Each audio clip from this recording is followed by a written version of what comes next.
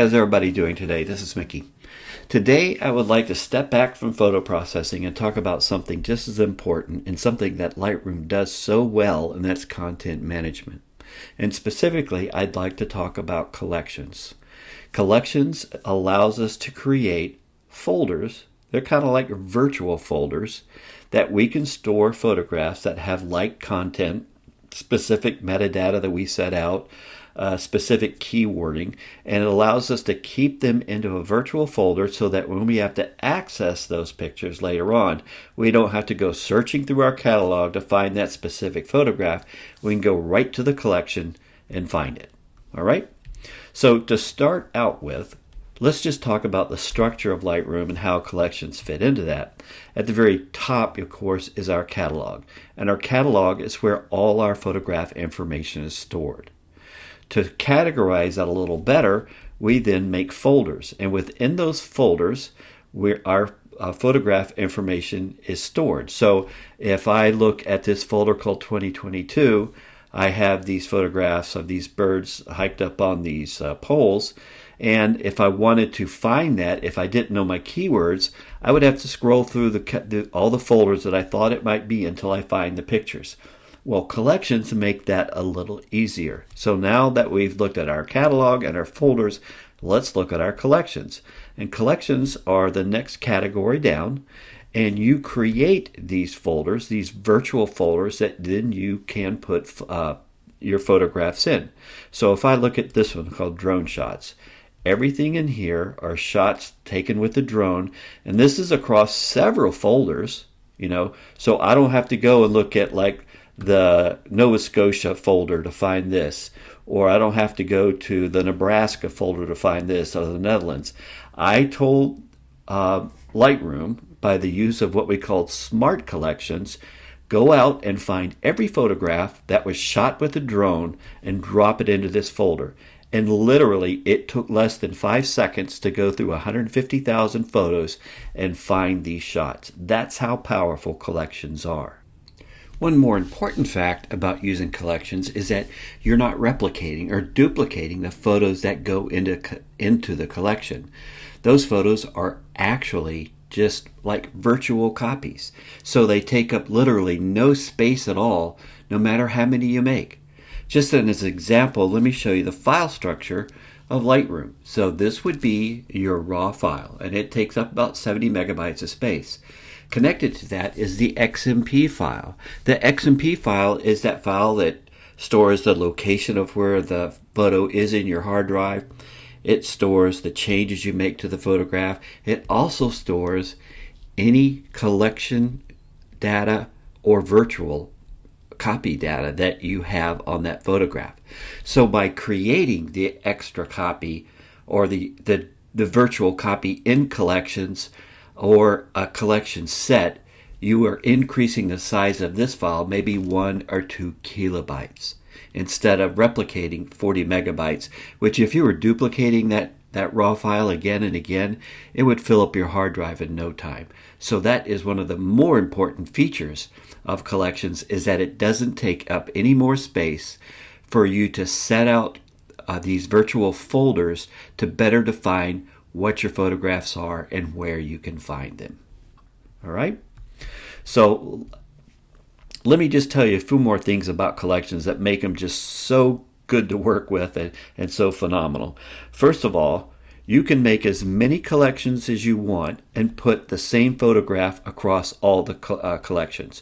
Lightroom doesn't care. If you need this picture of hyacinths to be in several different folders, Lightroom lets you do it. Not a problem at all. You can stack your photos just like you can in regular Lightroom. If I pick these 3 here, I know they're all in Netherlands. I can highlight all 3. I can right click or control click on a Mac and stack them. And that way they are all in one film strip area, so it's not taking up a lot of space. All I have to do is click here and it unstacks them, stacks them back. You can right click and unstack them too if you want to stay unstacked permanently. But it's just a nice way to keep things a little cleaner and neater within your collection. You can also change the order. So if I wanted this wind vane here, I can move it over to this area, and just put it in any order that I wanted. So it makes it easier if you're putting together a presentation to get the photographs in the order that you want, so that when you're doing your talk or doing your slideshow, everything shows up in the way it does. If you take a photograph out of a collection, so like if I don't think this church picture belongs in this collection, all I have to do is delete it. It does not delete it from the catalog. You don't have to worry about that. This is a collection. It's a virtual collection, so it's not going to mess with the catalog. Now, I will say that if I grab this picture and I make changes to it, it will update the catalog, because I don't want to have to change my virtual copy and then go to try to find it in the folder and try to make the same changes. When I do any changes here within the collection, it will update the catalog, so this change will take effect on the photo that we find in the folder that it resides in. If you want to make a change to this and not make it reflect in the folder, the catalog, the picture in the catalog, all you have to do is hit Command apostrophe, and that creates a virtual copy, and right here, and then you can make the changes here without affecting the main photo that's in the cataloging collection. And you'll always know you're looking at a virtual copy if you see this little page flip here at the bottom. That means it's a virtual copy, and it's going to have its own XMP file, so it doesn't affect the original one. Let me just delete that. All right. Also, you can create collection sets with collections in them, and it kind of helps you maintain a little more structure. So here you can see this is one that I made, MFP collection, and I have 2 collections in it. So this is a collection set. It has a little file cabinet, and all you have to do is drag things into the collection set if you want to store them there, just like that. So Arts Walk is now part of this collection set, and it makes it easier for you to store things without seeing a long list, because my list is getting kind of long here. So I need to make some probably some more collection sets so that I can keep things a little more streamlined. Finally, the last thing that's real important is that you can create these collection sets, and Adobe uses them for other things. If you're using the print module, you can create a print collection set that will save all your print settings. So when you go to print from that collection set again, all your print settings are saved. I don't have it highlighted or in here, but if you're doing web design, you can make a web collection set so that any pictures that you have modified or sized or focused, it will save them just that way for your web design. The most important one is the Adobe Portfolio. Now, if you don't know about this, I'm going to put a link to a YouTube by Matt Klaskowski down below. Everyone that has a subscription to Adobe Photograph has a portfolio webpage available to you, and it's based on your collections. If you were to look, like we'll look at mine, so here's my Adobe Portfolio page, and this is totally free, and you notice that it is my collection sets: landscapes, waterfalls, lighthouses. You click on it, it goes out into the web or into the cloud and pulls in my photographs from my collection sets and displays them on my portfolio page. So follow that link to Matt Klaskowski and look to see how you can create your own portfolio based on your collection sets. All right, now the next question is, well, how do I create these collection sets? Real easy. Go to Collections when you're in the Library module, and you'll see this little plus mark here. You click on the plus mark, you can create a collection, you can create a smart collection, we'll talk about that in a second, and you can create a collection set, which is a subfolder that you would put your collections into. It also gives you the sort by kind and name if you need to do that. So to start out with, we're just going to create a simple collection. So we're going to click on Create Collection. You're going to give it a name. I'll call this 001. Oh, we already did that one. We'll say 005 Test. So that's the name of my collection. If you want to put it inside a collection set, click on this and then choose your collection set. So you have to have the collection set made already before you can create a collection into it. I don't want to do that. I just want it to be out on its own. Include selected photos. Any photos I have selected at this time, they will be shoved into that collection set when I make it. If you want to make virtual copies of the photograph, you can click here. Set as a target collection. We're going to cover this here in just a minute, but a target collection is a very, very important collection. When you have a target set designated, anytime you look at a picture, if you hit the B key, it will automatically load that photograph into that collection set. Very powerful. I'll show you that here in just a second. Sync with Lightroom. That is if you're going to use Lightroom in the cloud and you want these collection sets to be linked in Lightroom cloud. You check that. We're not going to check it for now. And we hit create.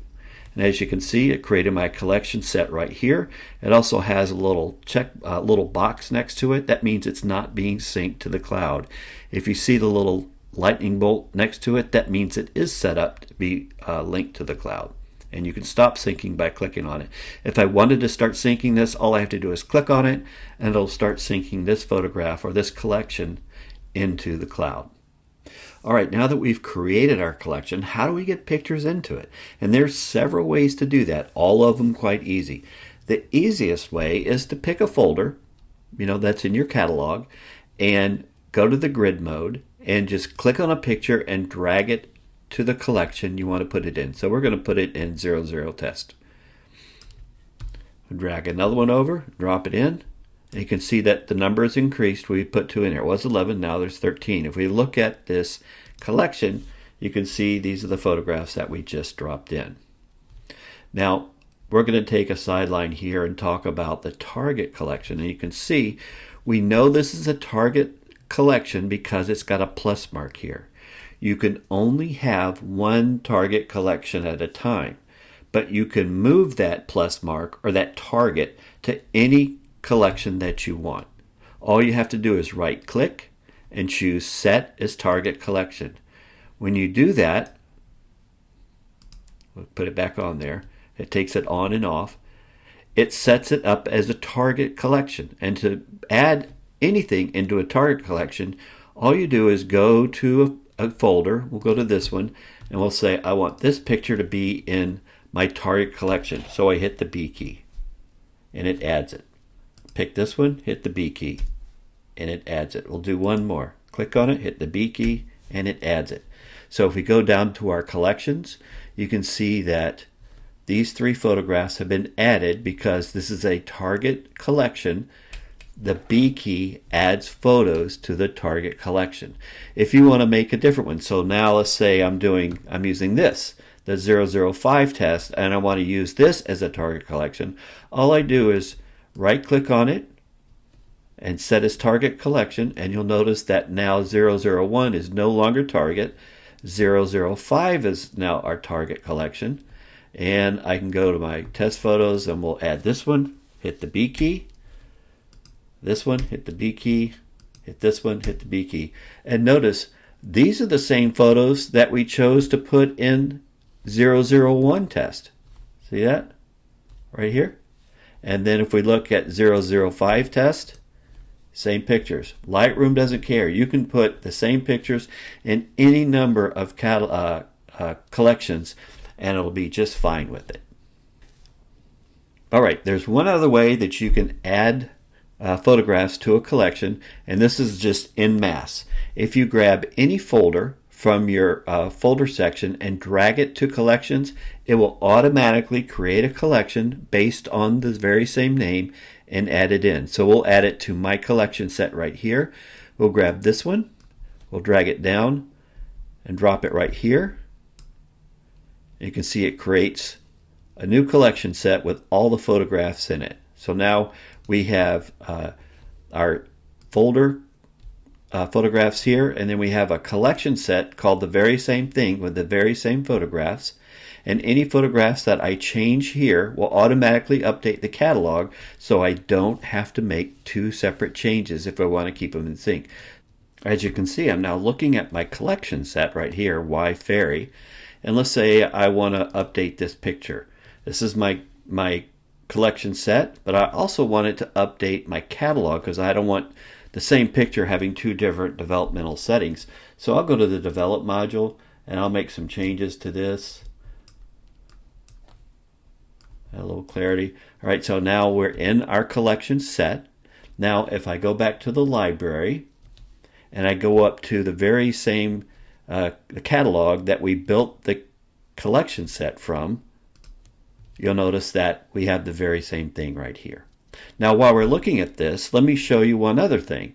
So if I'm looking at my collection, I want to know where this came from. Let's say I don't know the folder it came from. All I have to do is right click or control click on it if it's a Mac, and you go to show in folder in library. When it does that, it takes you right to the folder in your catalog and shows you the picture of where it can be found. And we could do the same thing the opposite way. You can tell this is in a collection set because of this little icon right here. This icon signifies that it was in a collection set.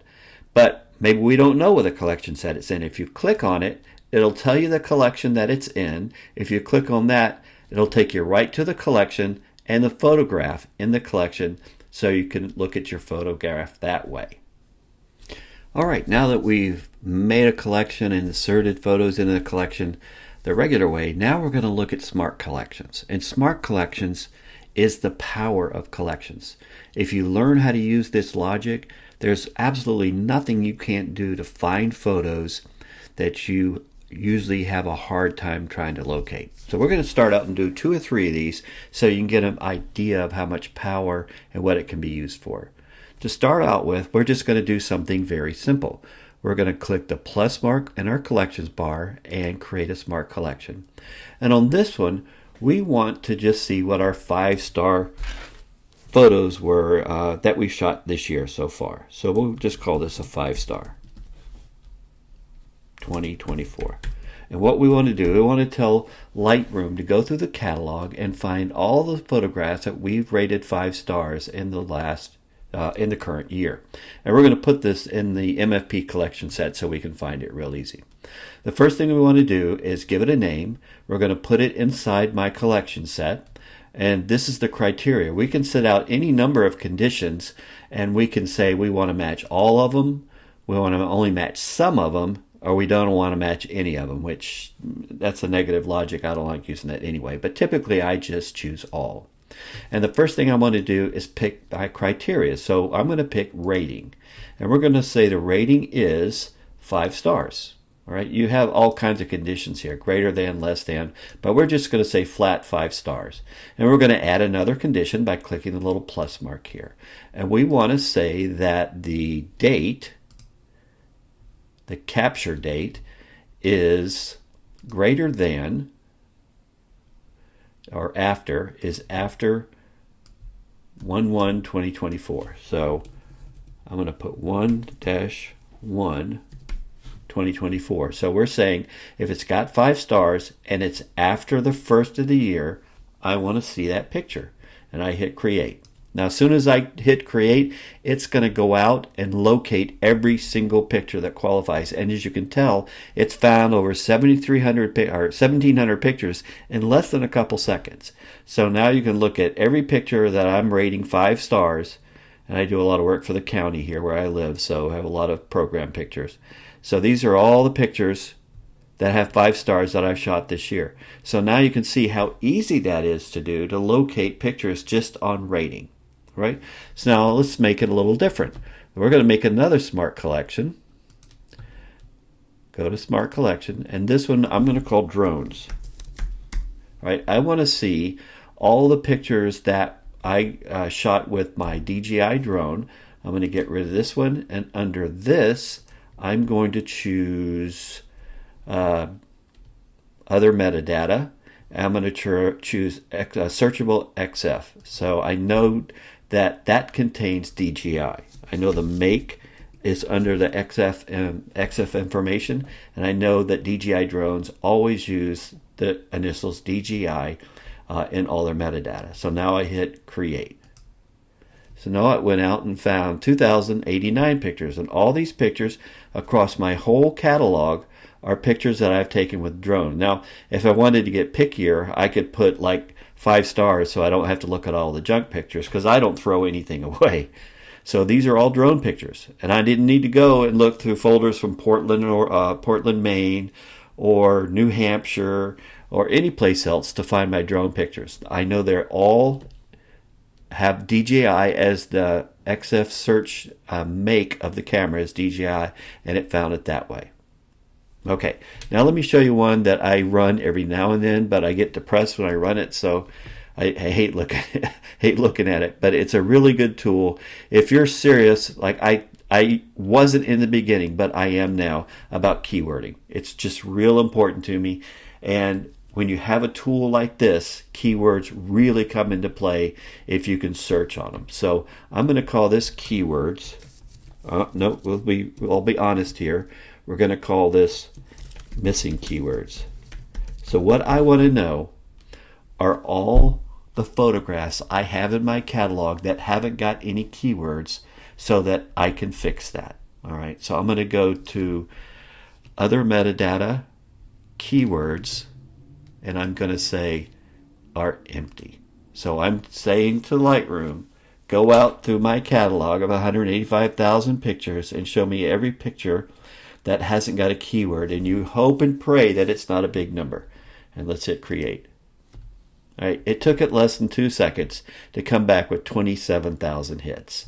So now that means I have to go through all these photographs and I have to put a keyword on them. It's not a hard thing to do. I mean, like all these one here are all from the Netherlands. So I can click on the first one and go through right here, hold my shift key, click again, and then go to my keywording right here and type in drones, Netherlands, and hit enter.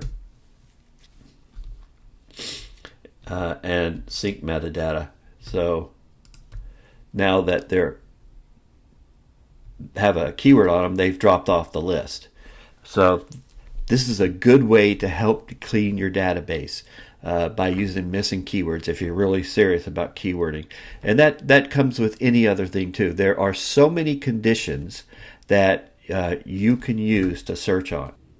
And that brings me to my last subject, and that Adobe, in their last upgrade to Lightroom this week, has brought some new metadata in that you can use in Smart Collections.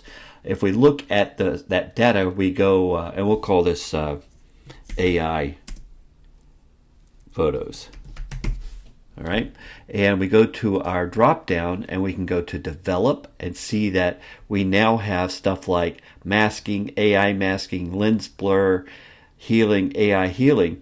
These are all new data fields. So if you want to see all the photos that you have used AI healing, you choose that, set it to true, and hit create. And as you can see, it found 203 photographs that I used some kind of AI healing on. So if you wanted to know what it was, all you have to do is pick a photograph and then go to your develop module, hit your masking, and you can see what kind of masking, AI masking that you've used to fix your picture. So it's just a good way to review your work, to see what you've done in the past, maybe how you can do it better.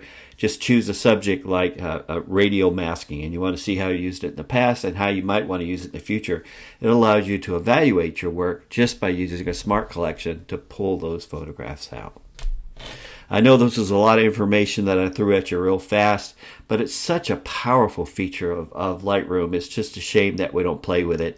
And that's what's so good about it, is that you can play with it and make these different smart filters and make your different collections to see how you can store your pictures in a more efficient way so you can find them again real quick when you need to work on them. I hope this helped out. If anybody has any questions, please shoot me an email. I'll be more than glad to help you out with any problems or any questions that you might have. I will talk to you all soon.